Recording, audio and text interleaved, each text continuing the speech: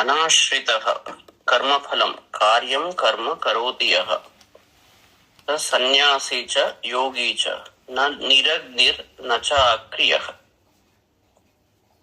అంటే యః కర్మఫలం అనాశ్రితః, ఎవరైతే కర్మఫలాన్ని కోరకుండా ఉంటాడో, అంటే ఆశ్రయించకుండా ఉంటాడు.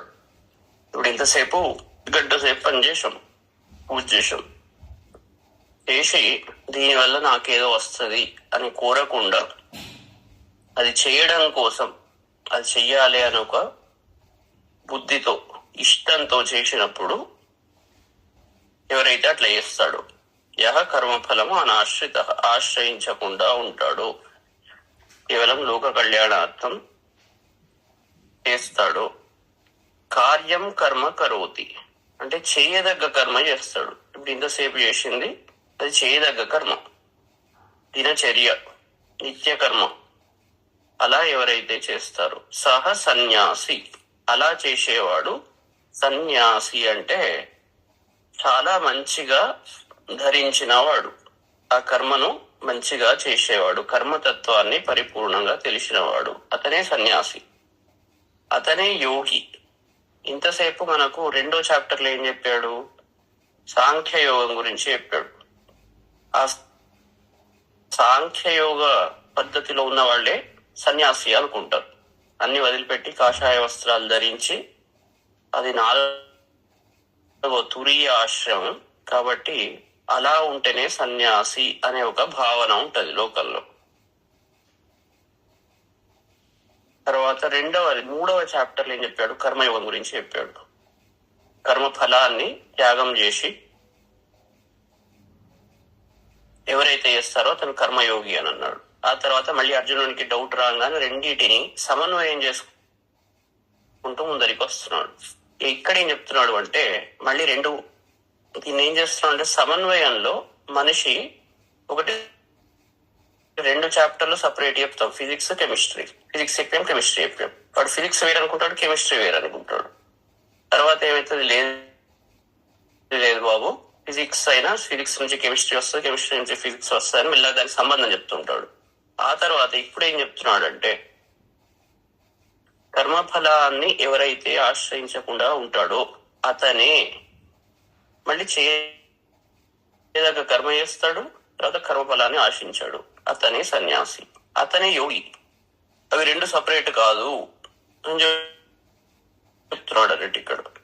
సహ సన్యాసి, తర్వాత యోగి, తర్వాత ఇక్కడ మళ్ళీ కన్ఫ్యూజన్ అంటే నిరగ్ని నా, తర్వాత అక్రియ నా.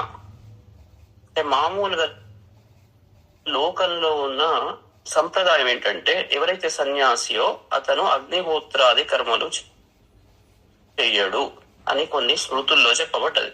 ఆ స్మృతుల ఆధారంగా వాళ్ళు ఏం చెప్తారు? సన్యాసి అగ్నిహోత్రాది కర్మలు చేయకూడదు, అలా చేయకుంటేనే అతను సన్యాసి అంటారు. తర్వాత ఎవరైతే అక్రియ అంటే కర్మలు లేకుండా ఉంటాడో అతను మాత్రమే సన్యాసి. ఏ కర్మ చేయకుండా, అగ్నిహోత్రాది కర్మలు చేయకుండా, నిరగ్ని అక్రియ అంటే అటు దైవోపాసన ఉండదు, తర్వాత ఇక్కడ వేరే పనులు కూడా ఏం చేయడు. ఇలాంటి వాళ్ళే సన్యాసి, యోగి అని మామూలుగా లోకల్లో అనుకుంటారు. కానీ అది కాదు అని చెప్తున్నాడు ఇక్కడ. నిరగ్ని నా అంటే ఒక్క హోమాదులు అగ్నిని తీసిన వాడు మాత్రమే కాదు, అతను మాత్రమే కాదు, ఇతను కూడా అన్నట్టు.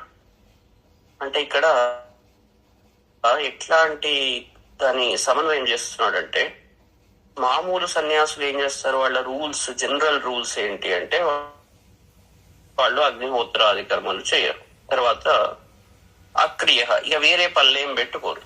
గృహస్థాశ్రమ ధర్మాలు ఏవైతే ఉంటాయో అవన్నీ వదిలిపెడతారు. వదిలిపెట్టి అగ్నిహోత్రాది కర్మలు వదిలిపెట్టి కేవలం వాళ్ళు పెట్టిన పర్పస్ ఏంటి అంటే ఎవరైతే చివరి స్థితిలో బ్రహ్మధ్యానం చేస్తూ సమాధి స్థితిలో ఉంటూ అలాంటి వాళ్ళు అగ్నిహోత్రాది కర్మలు చేయవలసిన అవసరం లేదు. ఎందుకంటే వాళ్ళకి చేసే చిత్తం ఉండదు, వాళ్ళన్నిటికీ అతీతం. రమణ మహర్షి సమాధి స్థితిలో ఉంటే నెలల కొద్దీ అతనికి చీమలు పుట్టినా అన్ని తులిచినా కూడా చిత్తంలో లేడు. అది ఆ సన్యాస స్థితి వేరే. ఆ సన్యాస స్థితి వీళ్ళకి లేదు. వీళ్ళంతా వేరే పనులలో బిజీ ఉంటారు. కాబట్టి ఆ అగ్నిహోత్రాదులు వాళ్ళకి అవసరం లేదు. వేరే పనులు అక్రియ వాళ్ళకి అవసరం లేదు. ఎందుకంటే వాళ్ళు మొత్తం అన్ని స్థితులను దాటిన అవధూత స్థితిలో ఉన్నవాళ్ళు. అది ఆ సన్యాసం చెప్పబడ్డది ఏదైతే ఉన్నదో ఉపనిషత్తుల్లో ఆ సన్యాసం. మరి ఆ స్థితి ఎట్లా చేరుకోవాలి అంటే, ఇలాంటి వాడు కూడా కర్మఫలాన్ని ఎవడైతే త్యాగం చేస్తాడో, చేయదగ్గ కర్మను చేస్తాడో అతను కూడా సన్యాసియే, అతను కూడా యోగియే. ఆ ఒక్క నిరగ్ని లేకుంటేనే కాదు, తర్వాత పనులు చేయకుంటే మాత్రమే కాదు అని చాలా హై క్లారిటీ. ఒక్క బట్టలను చూసి మాత్రమే ఒక వ్యక్తిని నిర్ధారించకుండి. బూటు వేసుకున్నాడు కాబట్టి లాయర్, తర్వాత కాషాయ బట్టలు కట్టుకున్నాడు కాబట్టి సన్యాసి, భస్మాలు రుద్రాక్షమాలలు వేసుకున్నాడు కాబట్టి ఇది అని నిర్ధారణకు రాకండి. అతను చేసే పనులు అగ్నిహోత్రాది కర్మలు చేయట్లేదు కాబట్టి సన్యాసి, చేస్తున్నాడు కాబట్టి ఇతను ఇంకేం తెలియదు అని ఇట్లాంటి నిర్ధారణకు రాకండి అని చాలా క్లియర్ గా చెప్తున్నాడు. ఎందుకంటే ఇది లోపల నుంచి తెలుసుకోవాల్సిన విషయం. కర్మ ఫలాన్ని అతను కోరుతున్నాడా లేదా, లోపల నుంచి అతని తత్వం ఏమిటి, తర్వాత చేయదగ్గ కర్మలు చేస్తున్నాడా లేదా. అతను కూడా సన్యాసి అంటే గృహస్థాశ్రమాన్ని సక్రమంగా నిర్వర్తించుకుంటూ, తర్వాత అగ్నిహోత్రాది కర్మలు చేసుకుంటూ ఏ పనులు చేయాలో ఆ పనులు చేసేవాడు కూడా యోగియే, సన్యాసి. అందరూ నార్మల్ లైఫ్, సాధారణ జీవితం గడుపుకుంటూ కూడా ఆ స్థితిలో ఉండవచ్చు అని చెప్తున్నాడు. క్లారిటీ. మళ్ళీ అర్జునుడికి ఏంటంటే అక్కడ మొత్తం వదిలిపెట్టి పోవాలి అనే చిత్తంలో ఉన్నాడు. కాబట్టి బాబు అట్లా కాదు, ఇక్కడ ఉండి కూడా అదే ఫలితం నువ్వు పొందవచ్చు అని చాలా క్లియర్ గా ఇక్కడ చెప్తున్నాడు అన్నట్టు. ఇంతసేపు సపరేట్ చెప్పగానే ఇంకా అర్జునుడికి అదే దాంట్లో సపరేట్ ఏదో ఉన్నది అని ఆ భ్రమ వదిలిపియడానికి ఇక్కడ అభ్యాసం చేయవలసిన ముందర పని ఏంటి, దాని మీద చిత్తం పెట్టు అని రెండింటిని సమన్వయం చేస్తున్నాడు. మామూలు ఏంటి, శ్రీ విద్యలో వారాహి శ్యామల రెండు సపరేట్ అనుకుంటాం, లక్ష్మీ సరస్వతి వేరే అనుకుంటాం. కానీ వాటి తత్వాలు పరిపూర్ణంగా అర్థమైనప్పుడు అప్పుడు మనకు రెండింటి సమన్వయం అర్థమవుతుంది. రెండింటి లక్షణాలు అర్థమైనప్పుడు పరిపూర్ణంగా అప్పుడు మనం సమన్వయం చేయగలుగుతాం. అంతసేపు మనం ఏమనుకుంటాం, ఒకటి సుపీరియర్ ఒకటి ఇన్ఫీరియర్ అనుకుంటాం.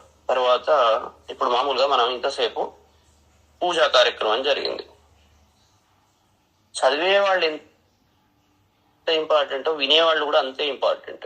లీడర్ ఎంత ఇంపార్టెంటో, ఒకళ్ళు లీడ్ చేస్తాడు. దీంట్లో మూడు రకాల క్యారెక్టర్లు ఉంటారు మామూలుగా. ఒకడు లీడ్ చేస్తాడు, తర్వాత ఒకళ్ళు దాంట్లో హెల్పర్స్ ఉంటారు, దానికి సహాయం చేసేవాళ్ళు. ఆ పలానా చదువనంగానే చదువుతారు. ఇప్పుడు మన యజ్ఞంలో అధ్వర్యుడు లీడర్, అతను కూర్చొని విషయాలను చెప్తుంటాడు. తర్వాత కొందరు అబ్జర్వర్స్ ఉంటారు, ఓపిగ్గా దాంట్లో లీనమైపోయి దాన్ని తన్మయత్వంతో ఉంటారు. ఈ ముగ్గురు ఇంపార్టెంటే. అందరూ వాళ్ళ పనులు చేస్తున్నప్పుడు చదివేటాడు ఎంత మంచిగా చెప్తున్నాడు, వినేవాడు అంత మంచిగా వినాలి. అప్పుడు ఇద్దరు ఒకటి. వినేటాడు మంచిగా వింటున్నాడు, చదివేవాడు సరిగ్గా చదువుతులేడు, అప్పుడు వాంది తప్పవుతుంది. చదివేవాడు మంచిగా చెప్తున్నాడు కానీ వినేవాడు సరిగ్గా వింటున్నాడు, ఇది తప్పవుతుంది. చదివేవాడు మొదలు లీడర్ మంచిగా చేస్తున్నాడు, హెల్పర్ సరిగ్గా సహాయం చేస్తలేడు, అది వాంది తప్పవుతుంది. ఇట్లా హెల్పర్ మంచిగా సహాయం చేస్తున్నాడు, వినేవాడు మంచిగా వింటున్నాడు, చదివేవాడు లీడర్ అహంకారం నేనే మొత్తం చేస్తున్నా అనుకున్నాడు అనుకోండి, వాంది తప్పవుతుంది. ఇట్లా ప్రతి వాడి రోల్ వాళ్ళ రోల్ మంచిగా చేసినప్పుడు అందరూ మంచివాళ్ళే. ఏది ఎక్కువ ఏది తక్కువ అని ఉండదు. మన రోల్ ఏంటి, రోల్స్ కూడా మారుతాయి. ఇప్పుడు వినీల్ 2 రోజులు చేస్తున్నాడు ఫర్ ఎగ్జాంపుల్, ప్రతి ఒక 3 రోజులు కన్సిస్టెన్సీ ఉంటే బాగుంటది. మళ్ళీ రేపు కూడా లీడింగ్ రోల్ తీసుకుంటాడు. మళ్ళీ ఇంకొకళ్ళు తీసుకుంటే ఆ టైంలో ఇతను హెల్పర్ రోల్ చేస్తాడు. ఇట్లా ఏమైతుందంటే దీన్ని బట్టి ఏమర్థం చేసుకోవాలి అంటే మనం చేసే పని సక్రమంగా చేయాలి. ఇది చేస్తేనే ఎక్కువ, అది చేస్తే తక్కువ అని ఉండదు. అందుకే ఇక్కడ అర్జునుడు ఒక భ్రమలో ఏమున్నాడంటే అది చేస్తేనే ఎక్కువ సుపీరియర్. అతనికి ఆ స్థితి లేదు. ఇంకా ఆ స్థితి లేకుండా దాన్ని చేద్దాం అనుకోవడం స్వధర్మో నిధనం శ్రేయ పరధర్మో భయావహ అని. ఆ చేసే స్థితి అతని ఎబిలిటీ లేదు. లేనప్పుడు దానికోసం వెంటబడడం కరెక్ట్ కాదు. కాబట్టి ఇక్కడ నువ్వు చేసే పనిని నీకు ఆ చిత్తం ఉన్నది, మంచి చేయాలనే చిత్తం ఉంది. ఆ మంచి ఇక్కడనే ఉన్నదిరా బాబు. నువ్వు ఏదైతే పని చేస్తున్నావో దాని ఫలితాన్ని వదిలిపెట్టు, చేసే కర్మను ఏకాగ్రతతో అనుష్ఠించు అని చెప్తున్నాడు. యం సన్యాసమితి ప్రాహు యోగం తం విద్ధి పాండవ. మళ్ళీ దాన్నే బలపరుస్తున్నాడు. నహి అసన్యస్త సంకల్పో యోగి భవతి కశ్చన. ఓ అర్జున, ఎం సన్యాసం ప్రాహు, దేన్నైతే సన్యాసం అని చెప్తున్నారో తం యోగం విద్ధి, అదే యోగం. ఇంతసేపు యోగం అని కర్మయోగాన్ని ఏదైతే చెప్పానో నేను, అదే యోగము. దానికి దీనికి మధ్య ఏమీ తేడా లేదు. అసన్యస్త సంకల్ప అని తెలుసుకో, విద్ధి తెలుసుకో. అసన్యస్త సంకల్ప అంటే విడువబడని సంకల్పం కలిగిన. అంటే సంకల్పాన్ని ఎవరైతే సన్యాసము చేయరో, సన్యస్తము అంటే ఇప్పుడు ఫలానాది నేను చేస్తున్నాను అనే, నేను అనే భావన ఎక్కడనైతే, సంకల్పం ఎక్కడి నుంచి వస్తుంది? అహం నుంచి వస్తుంది. నేను చేస్తున్నాను అనే భావన సంకల్పం. ఆ సంకల్పం ఎవరైతే విడువరో అతను యోగి కాడు కదా అని చెప్తున్నాడు. అసన్యస్త సంకల్ప, విడువబడని సంకల్పం కలిగిన కశ్చన, ఎవడు కూడా యోగి నా భవతి, అతను యోగి కావలేడు. అంటే నేను అనే భావనను వదిలిపెట్టాలి. అంటే సంకల్పం ఎక్కడి నుంచి వచ్చింది? గురువు నుంచి వచ్చింది. గురువు అంటే దేవి, ఇద్దరి గురువు దేవి ఒకటే. వాళ్ళ సంకల్పము నాది ఏమీ లేదు అనే భావన ఎవరికైతే ఉంటుందో అతనే యోగి, అతనే సన్యాసి. సన్యాసి అంటే ఏం వదిలిపెట్టడం? ఇల్లు వదిలిపెట్టడం కాదు, మన పనులు వదిలిపెట్టడం కాదు, నేను అనే భావనను వదిలిపెట్టడం. అది నిజమైన సన్యాసం. చాలా క్లియర్, ఒక్కొక్క దానికి ఎంత లింక్ చేసి చెప్తున్నాడు చూడండి. సన్యాసం ఈక్వల్ టు యోగి. అతను ఎట్లా ఉండాలి? సన్యస్త సంకల్ప ఉండాలి, అసన్యస్త సంకల్ప కాదు. ఆ సంకల్పము నాది కాదు అనే భావన. సంకల్పం ఎక్కడి నుంచి పుడుతుంది అంటే నేను అనే దాని నుంచి వస్తుంది. ఈ నేను వదిలిపెట్టినంత వరకు అతను యోగి కాడు. యోగి కానంత వరకు సన్యాసి కాడు. కానంత వరకు కర్మబంధాల్లో చిక్కుకుంటాడు. కాబట్టి అంతవరకు అతను ఈ సంసారంలో తిరగవలసింది. అంటే ఇక్కడ తెలిసిందేంది? లాజిక్ ఏంటి? మొదలు చెప్పిన సాంఖ్య యోగము ఏదైతే ఉందో అది ఈక్వల్ టు యోగము, కర్మయోగము. అంటే మరి సాంఖ్య యోగంలో ఆ స్థితి, బ్రాహ్మీ స్థితి అవన్నీ చెప్పాడు కదా, అవన్నీ ఎట్లా అంటే బాబు ఆ స్థితి అది ఒకళ్ళు చేస్తారు, ఇది ఒకళ్ళు చేస్తారు. చదివేవాడు ఒకడు ఉంటాడు, వినేవాడు ఒకడు ఉంటాడు. నువ్వు వాడికి ఎంత ఫలితం ఉంటుందో నీకంతే ఫలితం ఉంటది. కానీ నువ్వు చేయవలసిన పద్ధతి, వాడే విధంగా ఏ భావంతో చెప్తున్నాడో నువ్వు అదే భావంతో విన్నప్పుడు నీకు సమాన ఫలితం ఉంటది. అతను మంచి భావం వీళ్ళకు రావాలి మంచిగా అని వాడు చెప్తున్నాడు, దాన్ని చెప్పిన దాన్ని మంచిగా స్వీకరించాలి అని వీళ్ళు వినాలి. అప్పుడు ఇద్దరు ఈక్వల్ అవుతారు. భావం సరిగ్గా లేనప్పుడు ఈక్వాలిటీ ఉండదు. అదే విధంగా సాంఖ్యయోగంలో ఏదైతే చెప్పారో బ్రాహ్మీ స్థితి, దాని లక్షణాలు అది సన్యాసం అని అనుకుంటున్నాను. తర్వాత కర్మయోగంలో ఏదైతే చెప్పారో అది యోగం అన్నాడు.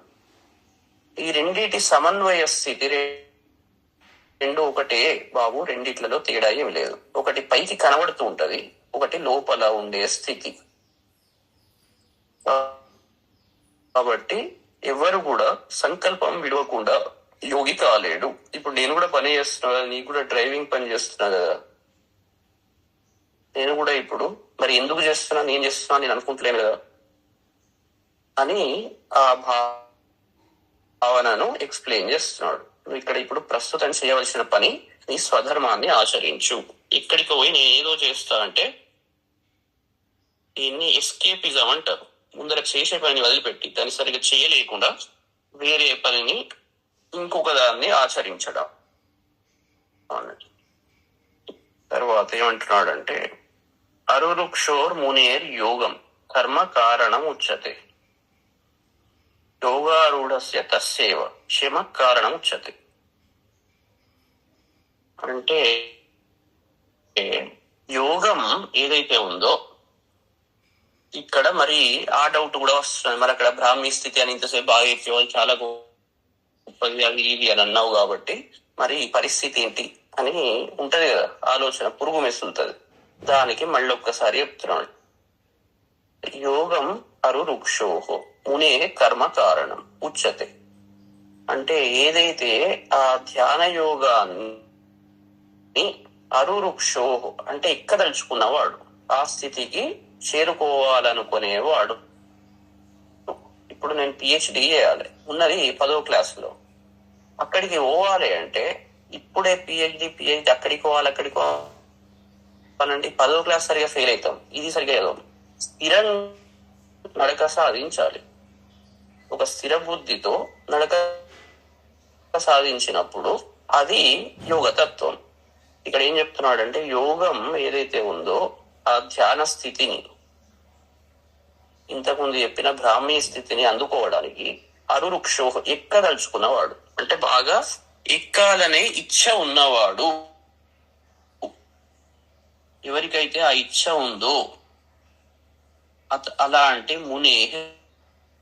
మునికి కర్మ కారణం ఉచ్యతే. ఇప్పుడు చేసే పని ఏదైతే ఉందో అది కారణం అవుతుంది. ఇంతసేపు గంట సేపు చేశాం.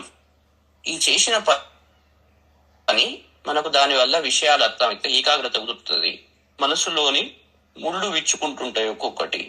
కాబట్టి ఇవన్నీ సాధనము. ఈ కర్మ ఏదైతే నువ్వు చేసే పని ఏదైతే ఉందో అది సాధనం.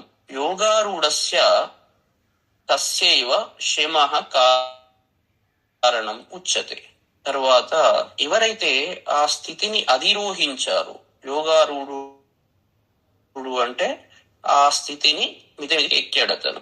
ఆ యోగ స్థితిని ఆరూఢ అంటే అధిష్ఠించిన వ్యక్తి, అధిరోహించిన వ్యక్తి. తస్సేవ శమః కారణం ఉచ్యతే. అతనికి శమ అంటే సన్యాసం అన్నట్టు, శమస్థితి, శాంతి స్థితి, అది అతనికి సాధనం. అలా ఉంటాడు అక్కడ. అది ఒకవేళ వదిలిపెడితే మళ్ళీ కిందికి వస్తాడు. అంటే పైకి ఎక్కడానికి కర్మ సాధనం. అక్కడ ఎక్కాక కూర్చోవడానికి అతనికి సన్యాసం సాధనం, అంటే ఆ శాంతి స్థితి సాధనం.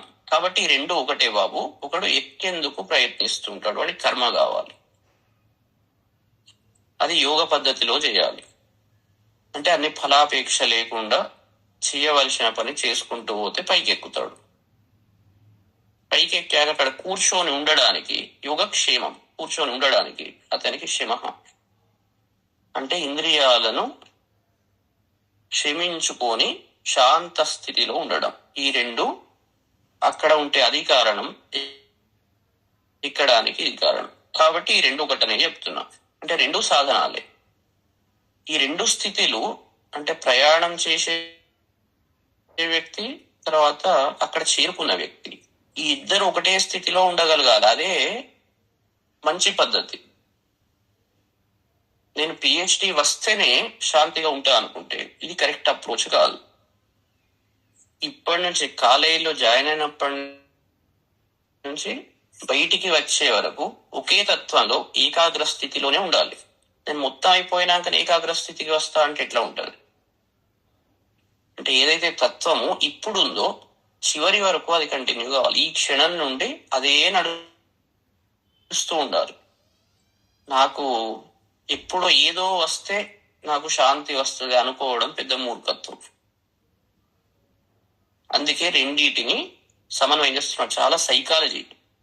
మనకి ఏదో దొరికితేనే మనం అది వస్తుంది అనుకుంటే అంతసేపు ఏడ్చుకుంటూ కూర్చుంటాం, జీవితం అంతా వ్యర్థమైనవి. అందుకే నిత్యం ప్రతి క్షణం మనం ఆనంద స్థితిలో సమస్థితిలో ఉండాలి. ఏదో వస్తేనే ఉండడం అనేది ఉండదు. కాబట్టి ప్రస్తుత క్షణంలో మనం చేయవలసిన పని ఏంటి అంటే, నువ్వు మరి అది ఎక్కానని అనుకుంటున్నావు, కాబట్టి నువ్వు ఏం చేయాలి? కర్మ చేయాలి. కర్మ చేయకుండా ఎట్లా ఎక్కుతావు? కాబట్టి బాబు కర్మ చేయి. ఆ రెండు ఒకటే. నువ్వు ఏదో అక్కడ స్పెషాలిటీ ఉన్నదని అటు ఉరికితే అది దుఃఖ కారణం అవుతుంది. ఇది దొరకదు, అది దొరకదు అని చాలా ఎట్లా అంటే సైంటిఫిక్ ఎక్స్ప్లెనేషన్. ఎవరైనా కూడా నిరంతరం ఆనందంగా ఉండాలని కోరుకుంటారు, కానీ ఒక 10 క్షణాలు ఎప్పుడో ఫ్యూచర్ లో ఆనందంగా ఉంటాను అనుకున్నాడంటే మూర్ఖుడు. కాబట్టి ఈ క్షణం నుంచే మనం ఆ సమస్థితిలో ఉండాలి అనేది చెప్తున్నాడు.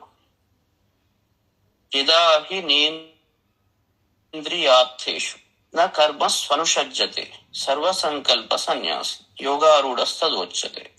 యదా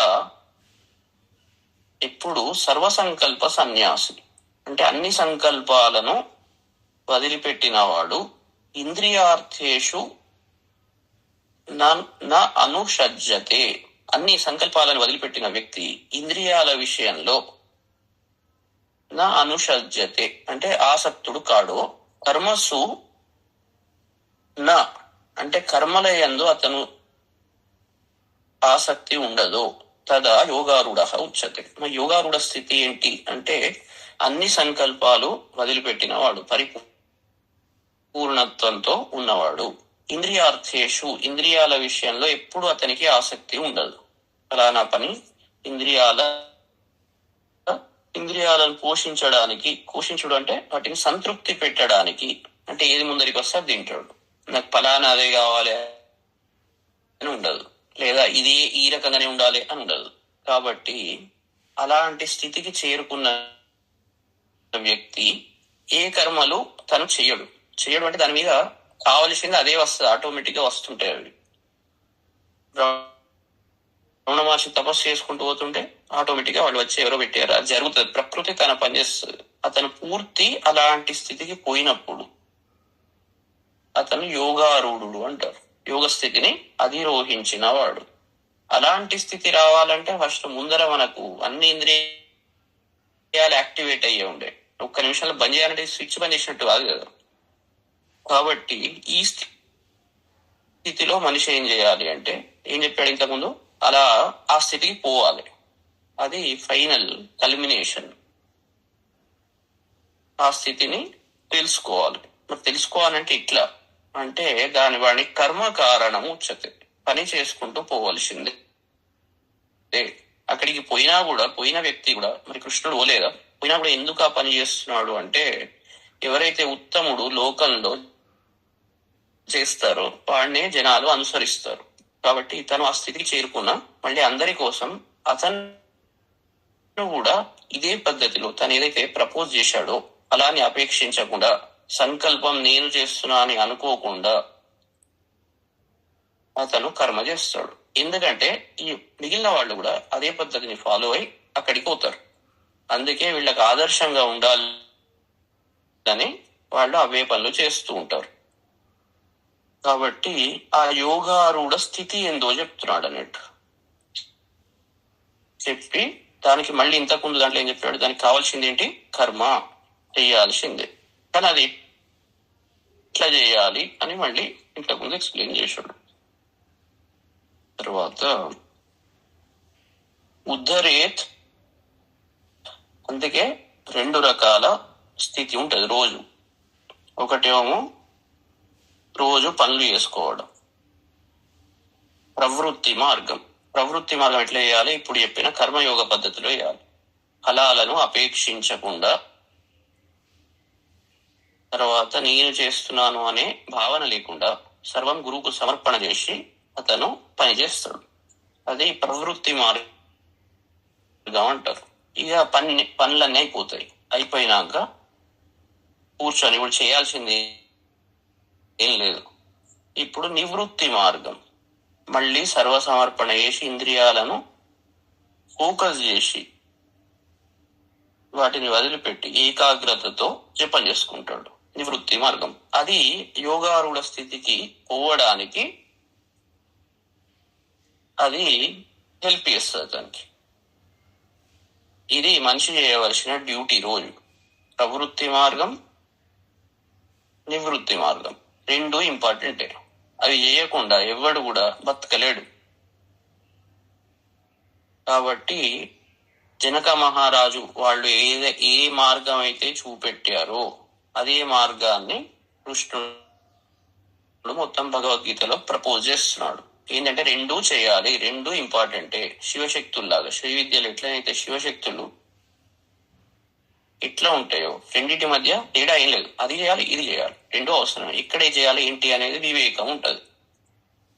అందుకే ప్రతివాడు ఈ చేసుకుంటూ పోవాల్సిందే.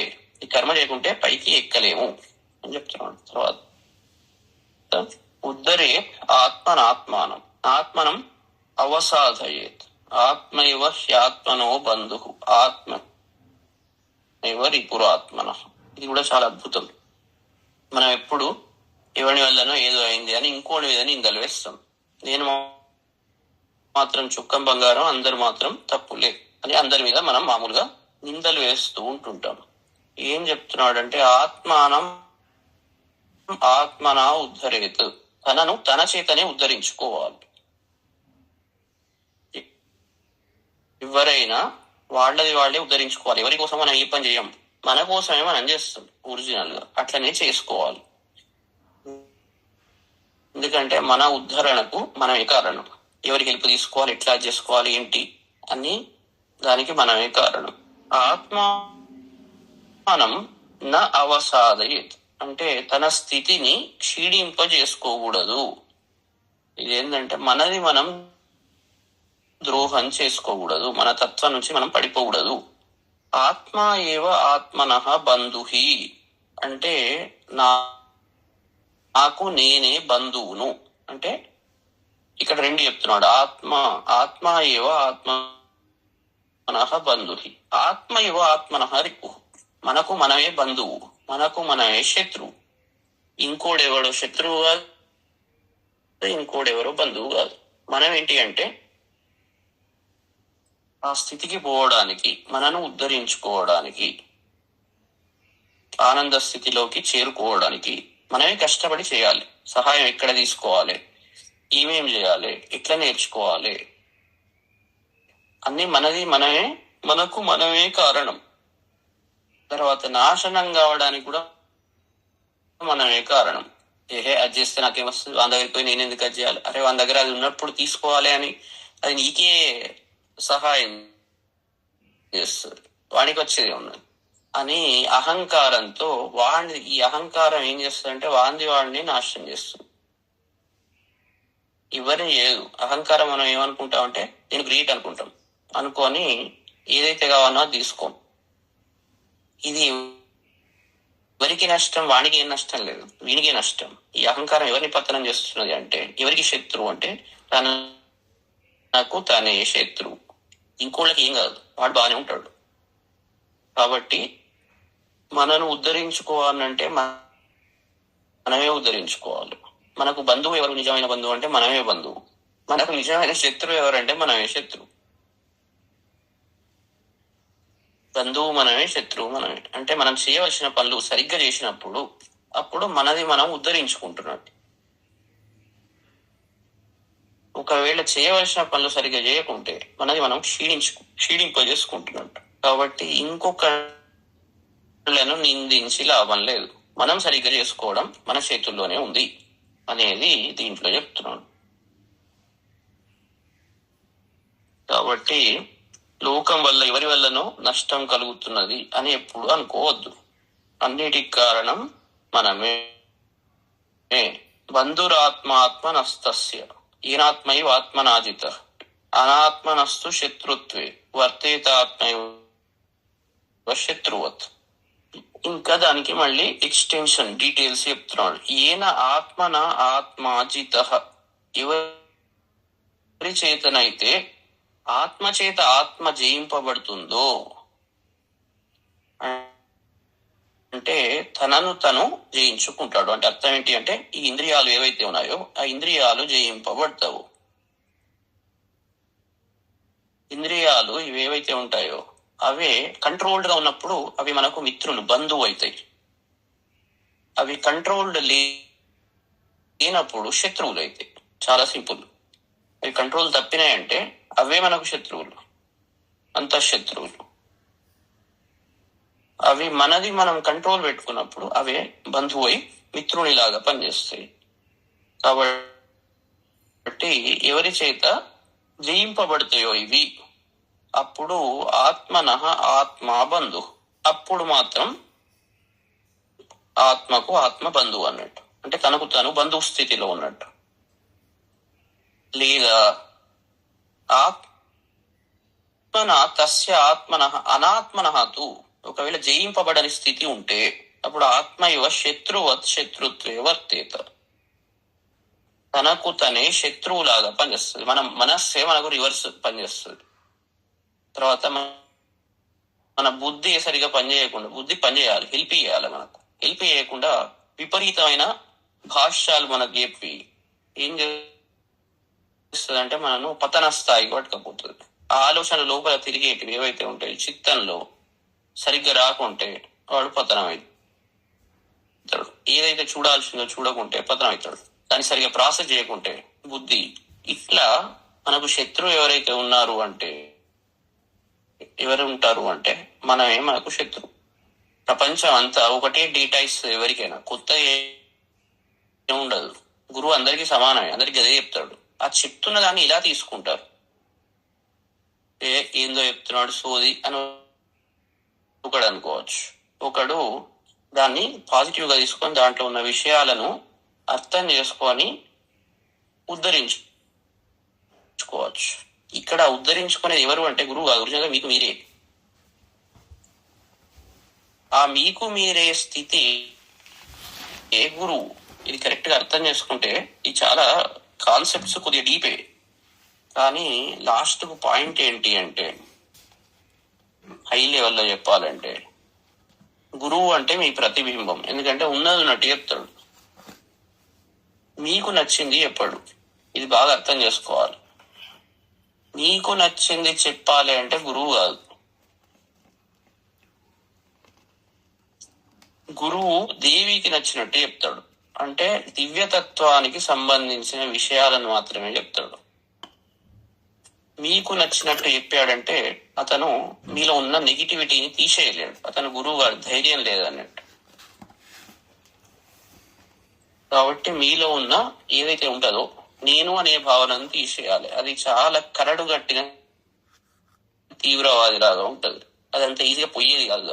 అది ఒక్క తత్వం నుండి ఇంకో తత్వానికి మారుకుంటూ పోతుంది అన్నట్టు. స్థూల రూపంలోనే అనుకుంటాం, సూక్ష్మతర ఇంకా ఇంకా డీటెయిల్డ్ ఎక్కడికి పోతుంటది అన్నట్టు. ఒక రూపాన్ని ఇంకో రూపానికి మార్చుకుంటూ ఉంటది. కాబట్టి దాన్ని ఒక్కొక్క వెతికి పట్టుకొని మిమ్మల్ని మంచి వైపుకు పట్టుకపోవడానికి కొన్ని నచ్చనివే ఉంటాయి. ఎందుకంటే అహంకారం ఎక్కువ ఉన్నప్పుడు దాన్ని తీసివేయడానికి నచ్చనివే చెప్పాల్సి వస్తుంది. నచ్చనివి కాదు ఒరిజినల్ గా, కానీ అట్లా అనిపిస్తూ ఉంటది వినేవాళ్లకు.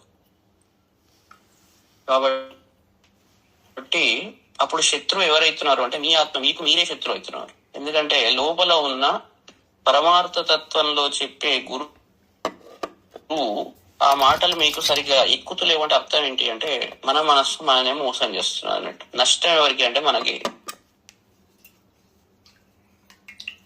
కాబట్టి గురువు ఎవరైతే ఉంటారో అతను చెప్పే మాటలు దేవికి ఏది ఇష్టం గవి మాత్రమే ఇస్తాడు. వినేటాళ్ళకి ఏది ఇష్టమో అది చెప్పాడు. ఇది ఫస్ట్ గుర్తు పెట్టుకోవాలి, గురుతత్వం. తర్వాత మనను ఉద్ధరించుకోవడానికి కారణం ఎవరు అంటే మనమే, ఎవ్వరు కాదు. ఆ చెప్పిన విషయాలను వినాదా అని డిసైడ్ చేసుకునేది ఎవరు? మీరే. వినొచ్చు, వినకపోవచ్చు. సో అందుకే ఏది స్వీకరించాలి, ఏది స్వీకరించకూడదు, మిమ్మల్ని మీరు ఎలా ఉద్ధరించుకోవాలి అనేది మొత్తం మీ చేతుల్లోనే ఉంటది. ఎవరైతే అలా జయించి, ఇంద్రియాలను జయించి ఆత్మస్థితి అంటే అదే గురుస్థితి దానికి వెళ్తారో, వెళ్ళినప్పుడు మీకు మీరే మిత్రులు. ఎవరైతే జయించారో మీకు మీరే శత్రువు. ఇది చాలా సింపుల్ ఈక్వేషన్. ఇంత అద్భుతంగా చెప్పాడంటే, మనం మామూలుగా వాళ్ళు ఏదో సరిగ్గా చేస్తారు, వీళ్ళు అందరి మీద నిందలు, ఇది కామన్, ఈజీ. ఎందుకంటే మన మనసులో నుంచి అట్లా థాట్స్ వస్తున్నాయి, అహం అట్లా ప్రేరేపిస్తుంది. ప్రేరేపించినప్పుడు అట్లాంటివి వస్తుంటాయి. చితాత్మన ప్రశాంతస్య పరమాత్మ సమాహిత శీతోష్ణ సుఖ దుఃఖేషు తథా మానవమానయో. చితాత్మన అంటే జయించబడిన దేహేంద్రియాలు కలవాడు. ప్రశాంతస్య ప్రశాంత చిత్తము గలవాడు అయిన వానికి పరమాత్మ సమాహిత, పరమాత్మ అతనిలోనే ఉంటాడు సాక్షాత్తుగా. అందుకే ఈశ్వరు గురురాత్మేతి. ఆ పరమాత్మ స్థితి ఏదైతే ఉంటుందో, గురు స్థితి ఏదైతే ఉంటుందో, తన స్థితి ఏదైతే ఉంటుందో అన్ని ఒకటే. అలాంటి వాడు సాక్షాత్తుగా పరమాత్మ అతనిలో ఉంటాడు. అతను ఇలాంటి స్థితిలో ఉంటాడంటే శీతోష్ణ సుఖ దుఃఖేషు, చలి వేడి, సుఖము దుఃఖము అన్నిటి యందు తథ మానవమానయో. నన్ను వాడు మెచ్చుకున్నాడు, వీడు తిట్టాడు. వాడు మెచ్చుకున్నా ఒకటే, వీడు తిట్టినా ఒకటే. వీడు తిడితే మనకు వచ్చేది ఏంది, వాడు మెచ్చుకుంటే మనకు వచ్చేది ఏంది. వాడు దీన్ని పట్టించుకోడు బేసికల్ గా. అలాంటి స్థితిలో ఉంటాడు. దేనికి కూడా, రెండింటి కూడా సమానంగా ప్రవర్తిస్తూ ఉంటాడు. లేకుంటే ఎక్స్టర్నల్ గా ఇన్ఫ్లుయెన్స్ అయినట్టు. బంగారం తీసుకుపోయి బయట పెట్టాం, వర్షం పడ్డా ఇది పడ్డా తన రూపం మార్చుకోదు. కానీ ఇనుము అట్లా కాదు, బయట వర్షం తడిసిపోగానే దానికి తుప్పు పడుతుంది. కానీ ఇనుములాగా ఉండదు, బంగారం లాగా ఉండాలి. బయట నుంచి అందరు నడుస్తూనే ఉంటారు, ఓడి తిడుతుంటాడు, ఓడి మెచ్చుకుంటాడు. ఇది కామన్. ఇది ఓడికి నచ్చుతుంది, మనం చెప్పేది ఓడికి నచ్చదు. మనం చేసే పనిలో ఒకడు దాన్ని ప్రేమిస్తాడు, ఇంకోడు విమర్శిస్తాడు, ద్వేషిస్తాడు. ఇది కామన్, లోకంలో జరిగే యాత్ర. దాన్ని పట్టుకొని వీడి ఇన్ఫ్లుయెన్స్ అయినాడు అనుకోండి, తన యొక్క ప్రశాంత చిత్తము తన కంట్రోల్ తప్పాడంటే నష్టం ఎవరికి అంటే మనకే నష్టం, వాడికి ఏం నష్టం లేదు. వాడు మెచ్చుకున్నాడు, తిట్టినవాడు, వాళ్ళు అట్లనే ఉంటారు. నష్టం ఎవరికంటే మనకే నష్టం, ఎందుకంటే మన ప్రశాంత చిత్తం దెబ్బతిన్నది. కాబట్టి ఇంతకుముందు చెప్పినట్టు అప్పుడు మన చిత్తము శత్రువుగా పనిచేస్తున్నది. ఇప్పుడు మనస్సు బుద్ధి సరిగ్గా ఇక్కడ ప్రాసెసింగ్ చేస్తున్నది డేటాను. వాడు తిట్టాడు కాబట్టి దాని తిట్టుడును బుద్ధి ఏం చేస్తున్నది, సరిగ్గా ప్రాసెస్ చేయకుండా వాడు నన్ను తిడతాడా, వానికి నేను ఇంత చేశా అని స్టార్ట్ అవుతుంది అంటే ఆలోచనలు. స్టార్ట్ అయ్యి మన చిత్తం చెదురుతుంది, ప్రశాంతత ఎగిరిపోతుంది. నష్టం ఎవరికైంది, మనకే నష్టం. ఒకడు మెచ్చుకున్నాడు, అబ్బాయి ఇంత మెచ్చుకున్నాడు, నేనంటే మామూలు అని అయింది వాడు లోపల అనుకోని, అది చిత్తం జరుగుతుంది. ఇది ఎక్కువ అయింది అనుకోండి, తిట్టంగానే బాధ అనిపిస్తుంది, ఎప్పుడు మెచ్చుకోవాలి అనిపిస్తుంది. కాబట్టి రెండింటిని జయించి సమస్థితిలో ఎవరైతే ఉంటారో, ప్రశాంత బ్రాహ్మీ స్థితిలో ఎవరైతే ఉంటారో వాడు మాత్రమే పరమాత్మ స్వరూపము. అతనిలోనే పరమాత్మ సమాహిత, పరమాత్మ అతని హృదయంలో ఉంటుంది అని చెప్తున్నాడు. కాబట్టి అలాంటి స్థితిలో ఉండడానికి ప్రయత్నించాలి. ఆ వైపుకు మనం పయనించాలి. కనీసం ఒకటేసారి ఇట్లా అనంగానే టక్కున రాదు, కానీ మరి దానికి రాదు అంటే అభ్యాసం వల్ల వస్తుంది. అభ్యాస వైరాగ్యాలు. వాడు మెచ్చుకున్నా ఒకటే, తిట్టినా ఒకటే, తర్వాత ఇట్లా ఉన్నా అట్లా ఉన్నా, రెండు రకాలుగా ఒకటే. ఆ స్థితికి చేరుకోవడానికి మనం ఏం చేయాలి, కర్మ చేసుకుంటూ ఉండాలి. దాని యొక్క ఫలితాల గురించి ఆలోచించొద్దు. చేయవలసింది చేసుకుంటూ మొదలుపోతుంటాం. అవి జరుగుతూనే ఉంటాయి లోకంలో. ఎవరిని కేర్ చేయదు. కేర్ చేస్తుంటే దాని అర్థం ఏంటంటే వాటిని దీన్ని పట్టించుకోకుండా ముందరికోవాలి. పట్టించుకున్నారంటే కథ, ఆ రోజు ఒకటి తిట్టాడంటే ఆ రోజు అయిపోయింది, మెచ్చుకున్న ఆ రోజు అవుటే. రెండు కష్టమే, చేయాల్సిన పని చేయరు. కాబట్టి రెండింటిని ఇగ్నోర్ చేస్తూ ఎక్కువ దాని మీద దృష్టి పెట్టకుండా దుఃఖేషు అనుద్విగ్నమన సుఖేషు విగత స్పృహ వీతరాగ భయ క్రోధ స్థితధీర్ము నిరుచ్యతే. అప్పుడే స్థితి అవుతాడు. అప్పుడే అలాంటి పరమాత్మ అతనిలో హృదయంలో ప్రవేశం ఉంటుంది. ఇవన్నీ ఉంటే పరమాత్మకు సందు ఉండదు. ఇక్కడ ఉంటాడు. జ్ఞాన విజ్ఞాన తృప్తాత్మ కూటస్థో విజితేంద్రియ యుక్త ఇత్యుచ్యతే యోగి సమలోష్టాశ్మ కాంచన. అంటే ఈ విధంగా జ్ఞాన విజ్ఞాన తృప్తాత్మ అంటే ఆత్మానందం అనుభవించి ఈ విమర్శ ద్వారా, విమర్శ అంటే అర్థం, విమర్శ అంటే తిట్టుడు, విమర్శ అంటే అనాలిసిస్, ఈ అనాలిసిస్ ద్వారా శాస్త్ర విజ్ఞానము చేత అన్నట్టు. ఒకటి అనుభవం, రెండు అనాలిసిస్. ఈ రెండింటి వల్ల తృప్తాత్మ పరితృప్తుడైనాడు.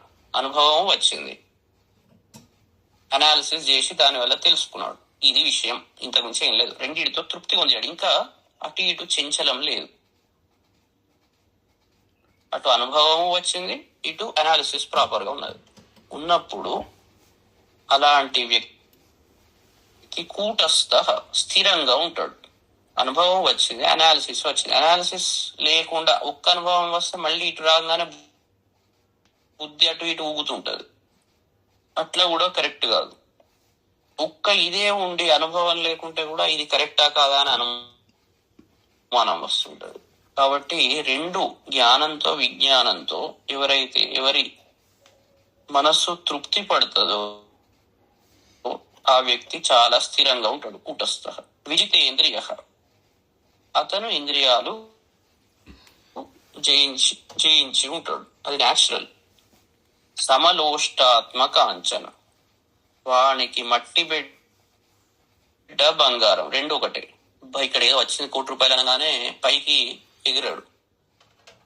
మట్టిని చూసినా బంగారాన్ని చూసినా ఒకటేలాగా వాడు భావిస్తాడు. అలాంటి యోగి యుక్త ఇది, వాడు మాత్రమే యోగి యుక్తుడు, అంటే నిజంగా సాధించిన వాడు అని చెప్పబడతాడు అని చెప్తున్నాడు. అంట అన్నిటినీ సమానంగా చూసే ఏకాగ్ర చిత్తంలో ఉంటూ వీటిని దేన్ని పట్టించుకోకుండా అతను ఉంటాడు అంటున్నాడు.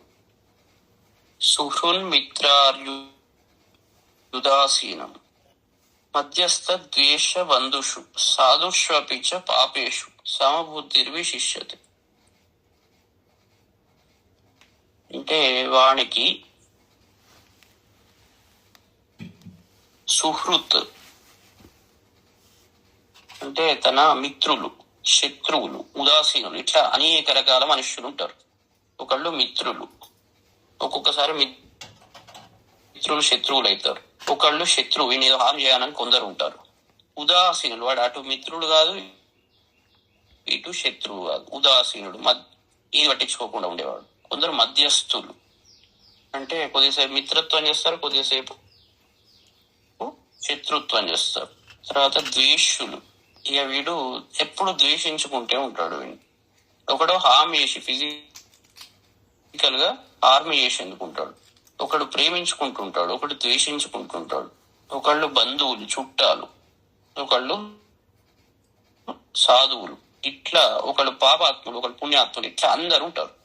అందరి అందు కూడా వీడు సమబుద్ధి విశిష్యతే, వీడు సమబుద్ధితో ఉంటాడు అంటున్నాడు. అంటే బేసికల్ గా వీడు ఎవరిని పట్టించుకోడు అన్నట్టు. పట్టించుకోడు అంటే ఏమైతుంది అంటే, పట్టించుకోడు అంటే అర్థం ఏంటి? పట్టించుకోకుండా ఎట్లా ఉంటారు అంటే, ఆ ఆలోచనలను వీడి కింది వరకు పట్టుకపోడు, హృదయం వరకు పట్టుకపోడు అన్నట్టు. ఇప్పుడు శత్రువులను తిట్టనే తిడతారు, ద్వేషించే వాళ్ళు చేస్తూనే ఉంటారు, మిత్రులు పోగొడుతూ ఉంటారు. ఇది హృదయం వరకు పోయినాయి అంటే, ఈ పొగడ్త హృదయం వరకు వచ్చింది అంటే ద్వేషం కూడా హృదయం వరకు వస్తుంది.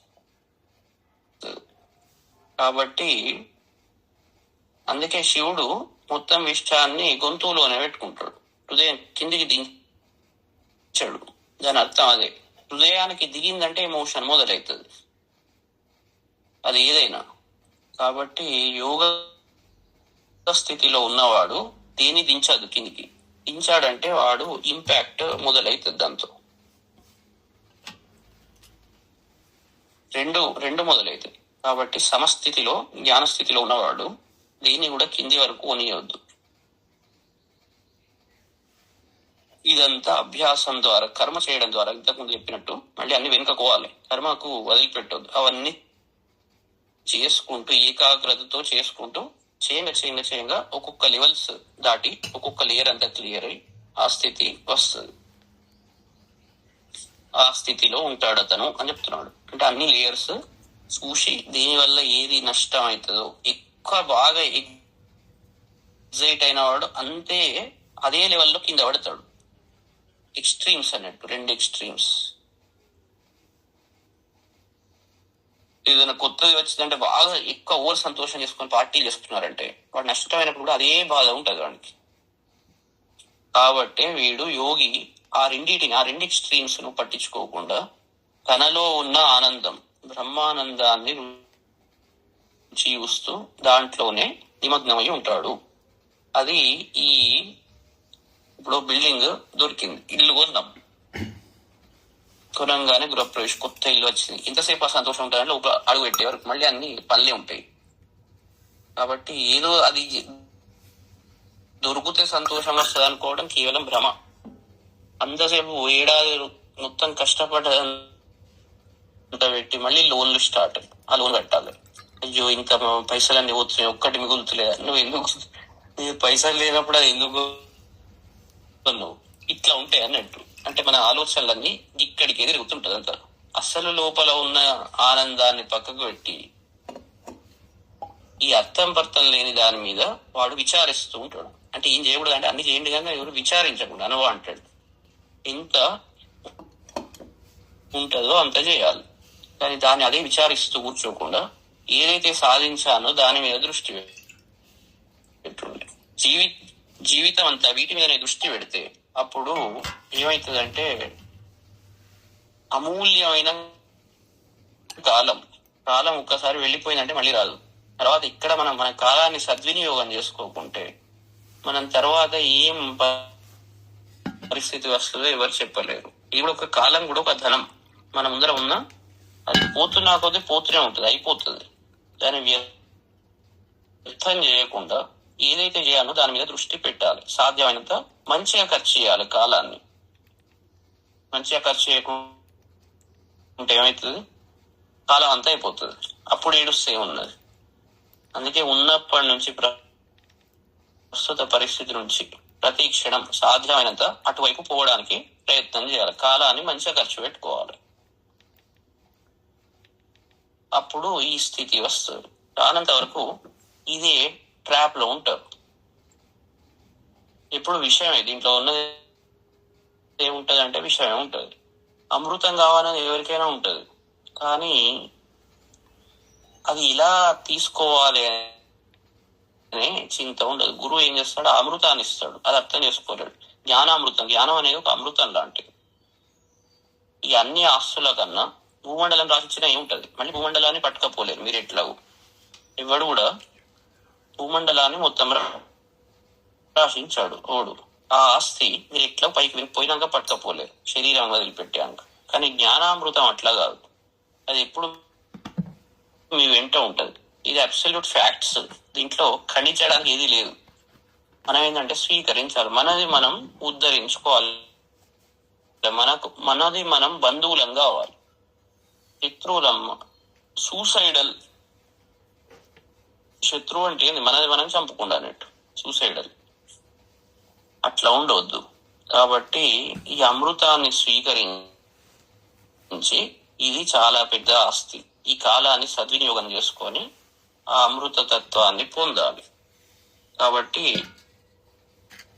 అలాంటి వాడు ఈ బయట విషయాల గురించి ఎక్కువ ఆలోచించకుండా వాళ్ళ నుంచి వచ్చే డేటా గట్లనే ఉంటది.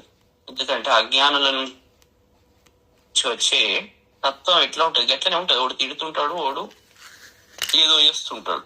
ఇవన్నీ పట్టించుకోవద్దు, అది వాళ్ళ స్వభావం.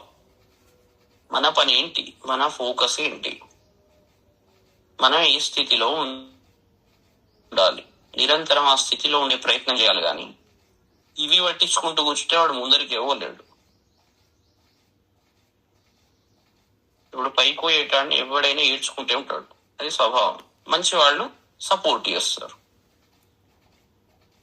కాబట్టి సపోర్ట్ చేసే వాళ్ళ నుంచి మనం ఇన్స్పిరేషన్, మోటివేషన్ తెచ్చుకొని ముందరికి పోవాలి. అది పద్ధతి అన్నట్టు. తర్వాత యోగి యుంజీత సతతం ఆత్మానం రహసి స్థిత ఏకాకి యత చిత్తాత్మ నిరాశీర అపరిగ్రహ. యోగి ఎప్పుడు ఏకాకి అంటే ఒంటరిగా ఉంటాడు. ఒంటరిగా ఉండడు అంటే పోయి ఎక్కడ మూల కూర్చుండదు, అది ఇక్కడ అర్థం. తనను తను రక్షించుకునే స్థితి అన్నట్టు. అది చాలా ఇంపార్టెంట్. అందుకే అప్పుడప్పుడు మన చుట్టూ ఉన్న వాళ్ళు కూడా మనకు వాళ్ళని అంటే వాళ్ళు మనను అట్లా చేయాలని కాదు, వాళ్ళ అజ్ఞానులు, వాళ్ళకు కూడా అర్థం కాదు. కాబట్టి జ్ఞాని చాలా కేర్ఫుల్ గా ఉండాలి. ఎందుకంటే మన దగ్గరి వాళ్ళు అజ్ఞానంతో మనను లాగవచ్చు వెనుకకు. అంటే వాళ్ళు మనకు శత్రువులు తెలియకుండా అవుతున్నారు, వాళ్ళకే తెలియదు వాళ్ళు శత్రువులను. కాబట్టి అతను ఒంటరిగా ఏకాకి యత చిత్తాత్మ కంట్రోల్డ్ గా ఉన్న అంతఃకరణం, మనోబుద్ధి చిత్త అహంకారాలు కంట్రోల్ వశంలో పెట్టుకొని నిరాశ చేసి కోరికలు లేకుండా అపరిగ్రహ అంటే సంచయము లేనివాడే. అంటే నాది సంచయం అంటే మరి ఆస్తులు అన్ని ఉన్నాయి కదా, ఇవన్నీ సంచయం లేవా అంటే అట్లా కదా, అది నాది అనే భావన లేకుండా అన్నట్టు అపరిగ్రహ. రహసి స్థిత అంటే రహస్యంగా ఉంటూ, అంటే తన ఆత్మనెప్పుడు రహస్యంగా ఉంచుతూ తన చిత్తాన్ని దాని మీద ఉంచుకుంటూ అన్నట్టు. సతతం ఆత్మానం యుంజీత ఎప్పుడు కూడా అతను తన అంతఃకరణాన్ని ఏకాగ్రంగా ఉండేలాగా ఉంచుకోవాలి. అది వాణి ధర్మం. ఇవంది వాడే రక్షించుకోవాలి. లాస్ట్కి ఏంటి అంటే ప్రతి వాడు తనను తను రక్షించుకోవాలి. ఎవ్వరూ రక్షించలేరు, ఇవనికి వాడే మిత్రుడు అనేది చాలా ఇంపార్టెంట్ పాయింట్ ఇది. అంటే అలా అని ఎవరిని చుట్టుపక్కల ఉన్న వాళ్ళను ద్వేషం చేయకండి. ద్వేషం అంటే దాన్ని ఏమంటారు, ఆ ద్వేషం చేసినా మళ్ళీ మీరే నష్టపోతారు. కొందరు తెలిసి చేస్తారు, కొందరు తెలియకుండా చేస్తారు. ఇప్పుడు అజ్ఞానావస్థలో ఉన్నవాళ్ళు, వాళ్ళకు తెలియదు మీ పరిస్థితి. కాబట్టి చాలా జాగ్రత్తగా అక్కడ పాయింట్ ఏంటంటే మీ ఏకాగ్రత కాపాడుకోవాలి. అది చాలా ఇంపార్టెంట్ పాయింట్. అందరిలో ఉంటూ మీ ఏకాగ్రతను కాపాడుకోవాలి. ఆ డేటా ఏదైతే వస్తుందో అన్ని గొంతు దగ్గరికి ఆపాలి, లోపలి కిందికి దించొద్దు. మీ కింద హృదయం ఎప్పుడు గురుభావంతో నిండిపోవాలి. గురుభావం అంటే దివ్యభావం, పరమాత్మ భావం అన్నట్టు.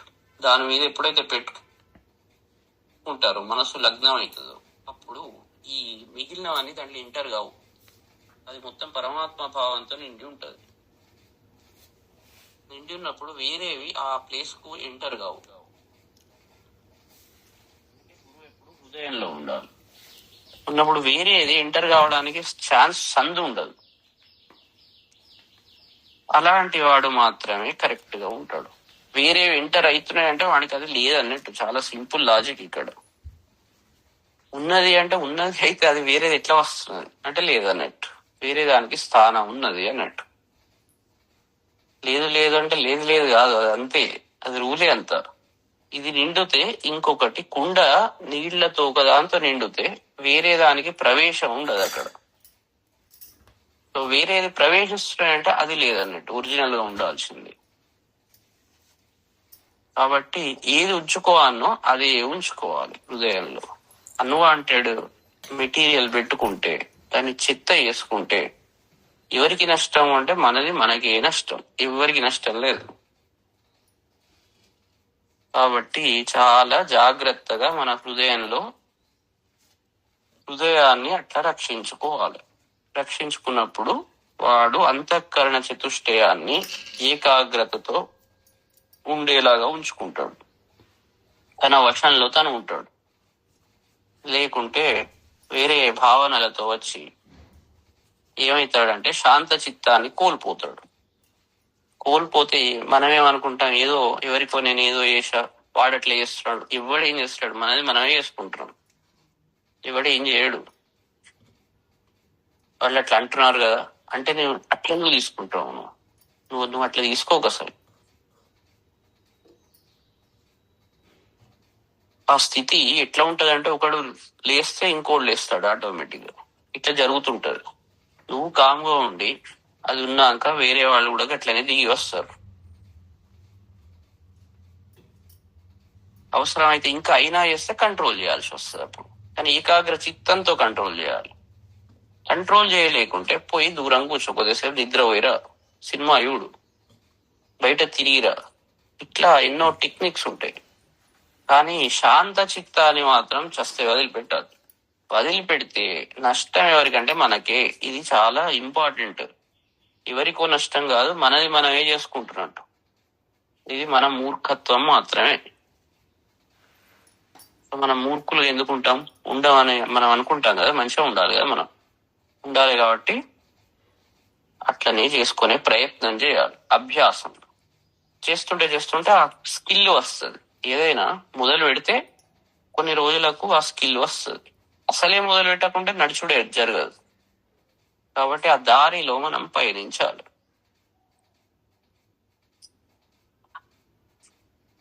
ఏం చెప్తున్నాడు, ఎట్లెట్లా చేయాలి.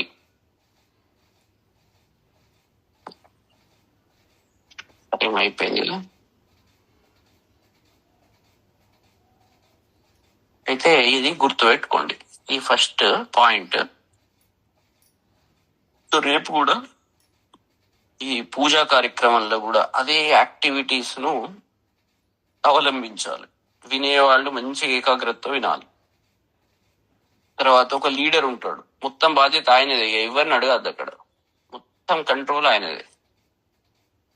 ఎదుటి వాళ్ళని మొదలే కోఆర్డినేట్ చేసుకుంటాడు. ఫస్ట్ స్టేజ్ ఎట్లా ఉంటది అంటే, దీంట్లో ఎగ్జిక్యూషన్ లో మల్టిపుల్ స్టేజెస్ ఉంటాయి. ఇది మొత్తం ఒక్కడే మొత్తం చెప్తాడు. ఎగ్జిక్యూషన్ మొత్తం ఒక్కడే, వాడికి ఎవ్వరి అవసరం ఉండదు, చెప్పేస్తాడు, చేసుకుంటూ వెళ్ళిపోతాడు. ఇక రెండవ స్టేజ్ కోఆర్డినేషన్. ఒక 2-3 హెల్పర్స్ ఉంటారు, ఆ హెల్పర్స్ సహాయంతో పని చేస్తాడు. ఇక్కడ మళ్ళీ 2 రకాలు ఉంటది. ఒక రకం ఏంటంటే ఈ హెల్పర్స్ కు స్క్రిప్ట్ ఇవ్వాలి. ఇక పలానాది వస్తుంది ఈ టైంలో, నువ్వు రెడీగా ఉండు, పలానాది వస్తుంది రెడీగా ఉండు అంటే వాళ్ళు దాన్ని పెట్టుకొని రెడీగా ఉంటారు. సడన్ గా ఏదైనా చెప్పారనుకోండి, వాడు రెడీగా ఉండడు. ఇది స్టేజ్ 1, హెల్పర్స్ యొక్క స్టేజ్ 1. కానీ ట్రైనింగ్ లో నెక్స్ట్ లెవెల్ ఎట్లా ఉంటదంటే, ఈ హెల్పర్స్ ఎబిలిటీ ఎంత ఉన్నదని చూడడానికి వాడు ఏది చెప్తుంది వీడు టక్కున ప్రొక్యూర్ చేసుకొని టక్కున ఎగ్జిక్యూట్ చేయాలి. ర్యాండమ్. ఇక్కడ స్క్రిప్ట్ ఉండదు, అంతా న్యాచురల్ ఉంటది. లైఫ్ అంతా స్క్రిప్ట్ ఉన్నట్టు నడవదు కదా, టక టక టక టక నడుస్తుంటది. కాబట్టి అడ్వాన్స్డ్ లెవెల్లో వాడు అందుకే ఏం చెప్తే చేయాలి. సార్ ఎట్లనే చేసి టక్క నాకు పలానా చదవాలని టక్కన ఆ బుక్ దొరకాల, తీయాలా పేజ్, అది చదవాలి. టైం లేట్ అయిందంటే కథ అక్కడ ఫెయిల్ అన్నట్టు, అది ఇంకా ఎక్స్పర్టీస్ సాధించలేదు అన్నట్టు, అట్లా ఉంటది. దీని వల్ల ఏకాగ్రత కుదురుతుంది. అందుకే కర్మ చాలా ఇంపార్టెంట్. మనం చేసే కర్మలో పర్ఫెక్షన్ చాలా ఇంపార్టెంట్. అందుకే ఏకాగ్రతతో ఏం చేయబోతున్నాం, ఎట్లా, అన్నిటి మీద దృష్టి ఉండాలి. కాబట్టి రేపు మళ్ళీ ఎగ్జిక్యూషన్ వినీల్ చేస్తాడు.